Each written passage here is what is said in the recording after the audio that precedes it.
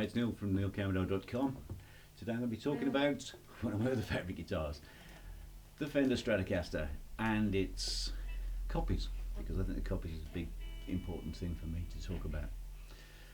So I guess you ask a kid to draw an electric guitar and they'll usually come up with something like this. This is the archetype of the electric guitar for a lot of people, myself included. It's a classic design. It's all scooped and chamfered. It's very streamlined and sleek feeling. It's supposed to fit your rib cage, and it kind of does, unless you've got it round here, in which case it kind of fits your armpit. But most well-informed players tend to keep the guitar much more in front of them. Because of the size of my hands, I've got tiny little fingers, very small hands. I keep everything what would be called almost a classical position, which is the optimal position mechanically. That's a whole argument that rages. Whenever you mention guitar positions, you'll hear, well, it worked for so and so. That's irrelevant at this point. I want to talk about the Strat. This is what Leo Fender did after the Strat, after the Telecaster. What it did was talk to some players, and they said, we want it to be less slabby. So they started to carve away at the body. Down here at the back is this elegant cut out. I don't know if the lights are helping there. Just here, this curve. The edges are all rounded off, so it's all chamfered and smoothed off. And then I've got this big carve on the front there. Okay, I think the lights are just washing that out here. You can see it there. Yeah, I've got this, and that's so that when I rest my hand on the instrument there, it's a little bit more comfortable on than the sharp, slabby edges of my Telecasters. So then they added more electronics, because Leo wasn't really a guitar player. He didn't play. He was a radio repairman. So his interest was on the manufacturing engineering side of guitars, and that's why he changed everything. So instead of the bolt-on neck like the Gibsons have, instead of the glued neck like the Gibsons, this has a bolted-on neck. So if you smash it, it's an easy matter to just bolt another neck on. But Strats are quite hard to break, as are Tellies, because there's no joint here. The whole of the neck, from here right to the tip, is machined out of one billet of timber.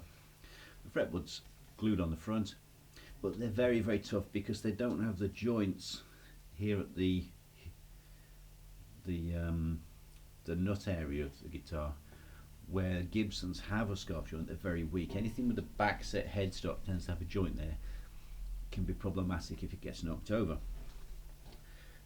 Also, this is almost like the Telecaster Mark II, I guess you could call it. They added a vibrato bridge, usually called a tremolo bridge. Tremolo is something of a misnomer. It's actually vibrato.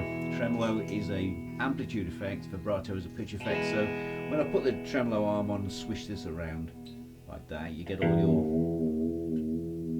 your effects. I leave my tremolo arms off because I don't use them. So that's just for my own convenience. So what's good about it? Light, cheap, easy to make, dead easy to repair and adjust, altogether less fussy than Les Pauls. More versatile maybe than a Telecaster, but you'll still have to pry my Telecaster out of my cold dead hands when I finally cark it. So, pickup wise, I'll start the neck and work down. That's reasonably mellow. Oh, that's why I don't use trem, because it's just knocked that out of tune. That's close enough. So here it's reasonably warm. I've got a tone control here which will just take the high frequency off, make it sound like I've got a pair of socks rammed in my ears. Incredibly woolly sound. But as I start to bring that back in, and not quite so woolly now. Now this one's got a 5-way switch, so I can take the neck pickup here and blend it with the middle pickup by just moving that back 1/2 notch almost. And now these two pickups are interacting. Both these tone controls are live because both these pickups are turned on. This lower tone control acts on the middle pickup. So I can use those two to offset one another, and it scoops out some of the low mids, gives me that funky chacky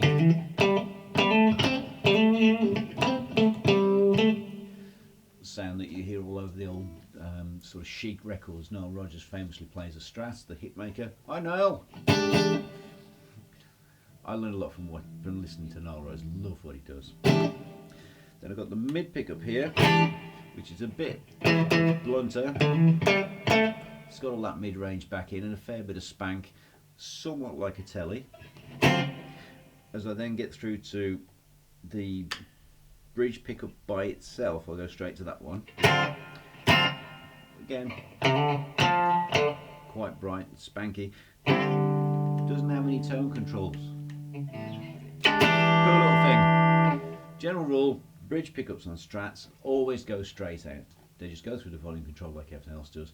They don't have a tone control until you start to mix it with the mid pickup. So now, the tone control for the middle pickup is affecting both the outputs. Hear that?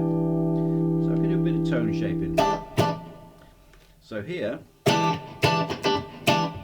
I'm getting the brightest sound I can from the Strat. So, you know, I say Nile Rodgers kind of stuff here. I'm going to be playing the key of A, so I'm using like a 2, 4, 6, 5 Daft Punk Get Lucky kind of feel to it, and it'll give me that sound.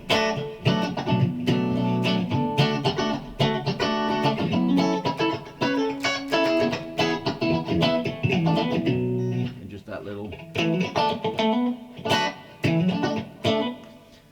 classic Strat sound. Other famous Strat users, Mark Knopfler for instance. I like what Mark does. Plants his little finger on there, thumbs the bass of the chord usually with his thumb, and offsets it with 3 fingers.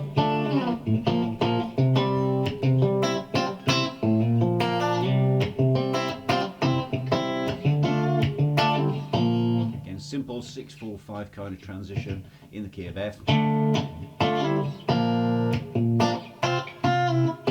Just using a little sus4 here on the C chord. Nice and snappy. I like Strats, but I love tellies. So this maybe is helpful to you. This one's a Mexican. I don't currently own any US Strats because I keep buying them and get disappointed. So I'll show you my main Strat now. And it's not a Fender. Ooh, the Fender purist will be up in arms about this.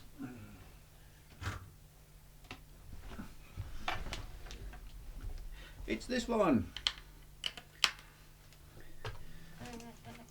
This is a very old Tokai Gold Star. Now this one used to belong to my elder brother, but he got skinned and I wanted it. So all those years ago I gave him 150 quid for it, and he still says he's having it back one day. No, you're bloody not. Not until you can play, you pudding. So that's just roughly in tune. This one's been hardtailed so that I can bend more easily without detuning. Rosewood neck. It's just a cracking old guitar, and this is 30 odd years old now. I love it. So I'll just put it onto my favourite setting, which is bridge and centre, and go. At the time, these guys were just pushing out cheap copies that were making Fender look silly. So what Fender did, and I'll talk you through the process of the Fender product funnel, if you like, in order to compete with Tokai but not undermine the Fender American brand, Fender went off. I love that sound.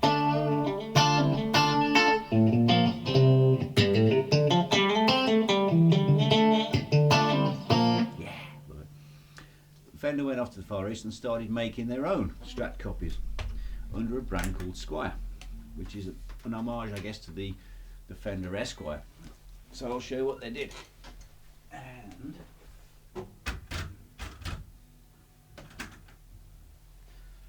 this poor little specimen has got a camera mount on it, which I'll just detach for a second.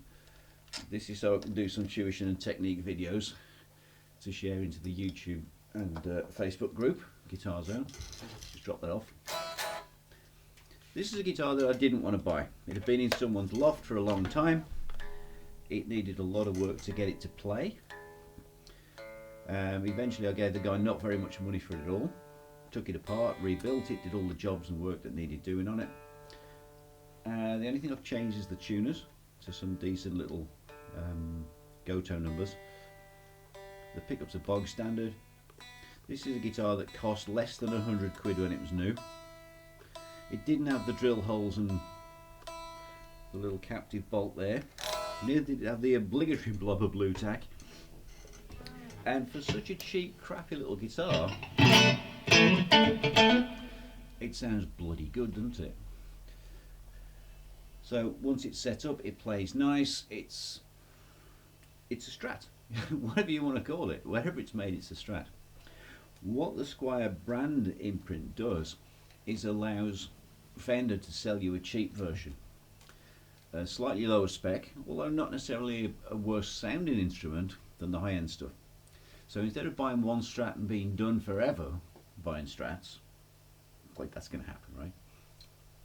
You can buy your Squier Bullet, then you can buy your Squier Standard, then you can buy your Affinity, then your classic Vibe Strats and Squiers, Tellys and Strats.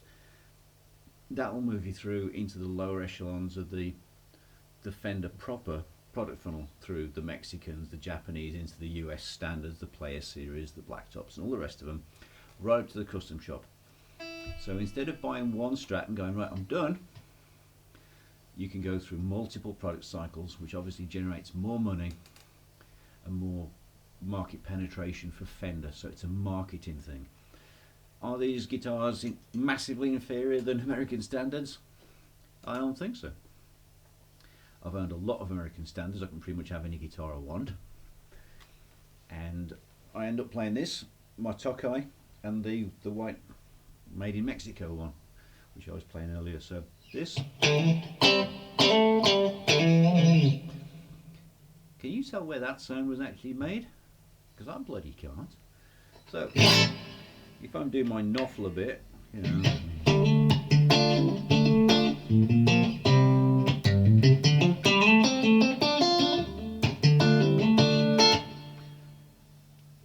It's a Strat.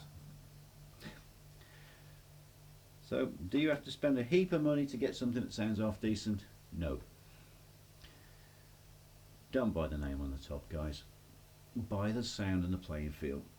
Get a good luthier to do a setup for you, and a cheap guitar. This one I paid 15 quid for in a hard case. Okay, it's been in someone's loft for ages.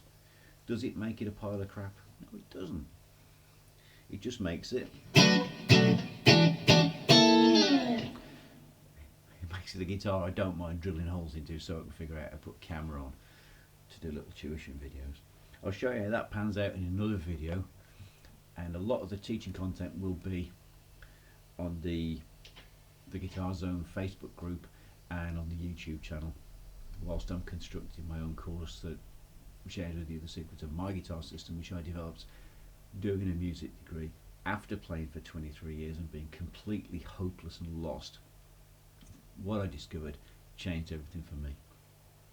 I'll be telling you more about that as we progress through, but for now I've got to wrap up because I've got a ton of stuff to do, and I've got the students coming shortly. I need to eat, so I've got to bounce.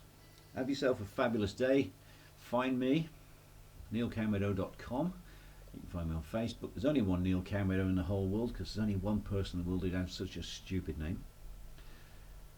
So on Facebook, LinkedIn, all the usual channels, YouTube, yada yada yada, you find me. Send me emails if you want to. It's info@neilcowmeadow.com. Get in touch. What are your biggest problems guitar wise? Maybe I can help. If not, I can maybe ripple around and find someone else who can. So have yourself a fabulous day. Bye bye.